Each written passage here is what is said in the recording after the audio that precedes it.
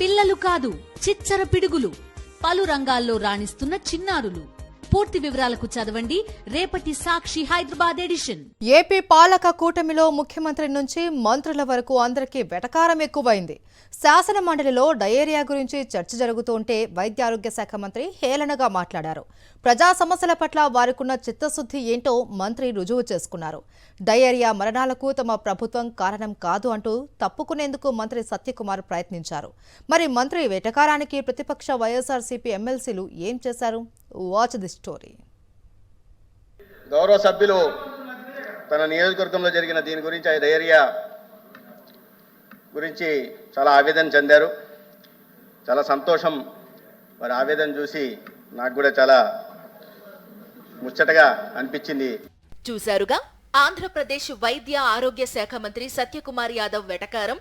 విజయనగరం జిల్లా గుర్ల మండలంలో డయేరియా మరణాల గురించి శాసన మండలిలో చర్చ జరిగితే దానికి సమాధానం ఇస్తూ మంత్రి వైఎస్ఆర్సీపీ సభ్యులను హేళన చేస్తూ వెటకారంగా మాట్లాడారు. సభ్యుల ఆవేదన చూసి మంత్రి గారికి ముచ్చటగా అనిపించిందట. డయేరియా మరణాలకు, ఆ వ్యాధి ప్రబలడానికి కూటమి ప్రభుత్వానికి సంబంధమే లేదని మంత్రి సెలవిచ్చారు.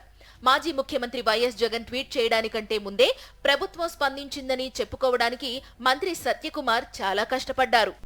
గౌరవ సభ్యురాలు మాట్లాడుతూ 19 తేదీ దాకా మాజీ ముఖ్యమంత్రి గారు ట్వీట్ చేసేదాకా అసలు దాని మీద స్పందించలేదని చెప్పారు అధ్యక్ష. 19వ తేదీకి మొత్తం కేసులన్నీ అయిపోయి ఇళ్లకు కూడా చేరారనే విషయం కూడా వాళ్ళు తెలుసుకోవాల్సిన అధ్యక్ష.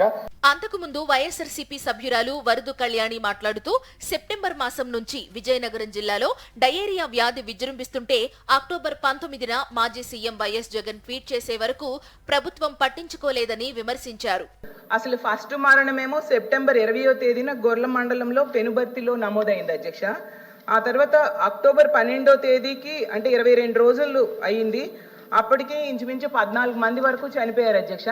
ఇన్ని రోజులైనా కూడా ప్రభుత్వ యంత్రాంగం అసలు పట్టించుకోలేదు అధ్యక్ష. జగన్మోహన్ రెడ్డి గారు అక్టోబర్ 19న ట్వీట్ చేస్తే అప్పుడు ప్రభుత్వం స్పందించడం స్టార్ట్ చేసింది అధ్యక్ష. అసలు ఎంత ఘోరం అంటే ఆ డయేరియా బారిన పడిన వాళ్ళకి స్కూల్ బెంచ్ల మీద ట్రీట్మెంట్ ఇచ్చారు అధ్యక్ష. వైద్య ఆరోగ్య శాఖ డైరెక్టర్ వచ్చి పరిశీలించి డయేరియా అని నిర్ధారిస్తే సభలో వైద్య శాఖ మంత్రి మాట్లాడుతూ డయేరియా కాదని అనడం దురదృష్టకరమని మండలిలో ప్రతిపక్ష నేత బొత్స సత్యనారాయణ ఆగ్రహం వ్యక్తం చేశారు. విజయనగరం జిల్లాలో అనేక మంది ప్రజలు అత్యాచార కారణంగా మరణించారనే విషయం వాస్తవమా కాదని అడిగారు. లేదు అని చెప్పారు అధ్యక్ష. అంటే గొర్రెలో జరిగిన ఇన్సిడెంట్ లో అత్యాచారం వల్ల ఎవరూ చనిపోలేదా అనేది మరి మంత్రి గారి ముందు ఫస్ట్ దాన్ని రీకన్సిడర్ చేయవలసిన కోరుతాను. ఎందుకంటే ఆయన స్టేట్ అవేగా నో అని చెప్పేశారు అధ్యక్ష. అసలు ఆ విషయం జరగలేదు, అత్యాచారం లేదే లేదు అని చెప్పారు అధ్యక్ష. కానీ 7 గ్రామాలు జరిగింది అధ్యక్ష. అది పెనుబర్తి, తట్టంగి, కోటగండేడు, గొర్రెల, నాగల్వలస, గోసాడ, జగన్నాథపురం మొత్తం అందరూ కలిపి 202 మంది అక్కడ జరిగిన వాళ్ళందరికీ డిసీజ్ వల్ల వాళ్ళని వివిధ హాస్పిటల్లో వచ్చి డాక్టర్లు అందరూ చేర్చడం జరిగింది అధ్యక్ష.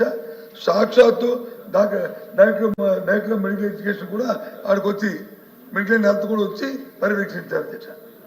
స్టేట్ ఏవే లేదు, డైరెక్ట్ జరగలేదు, అసలు ఇది సంఘటన జరగలేదు అని అంటే అదేం అధ్యక్ష. ఇది దయచేసి మంత్రి గారిని దాని మీద మళ్ళీ ఆలోచించి అధికారులకు సమాధానం తెప్పించుకొని చెప్పవలసిగా కోరుతున్నాను.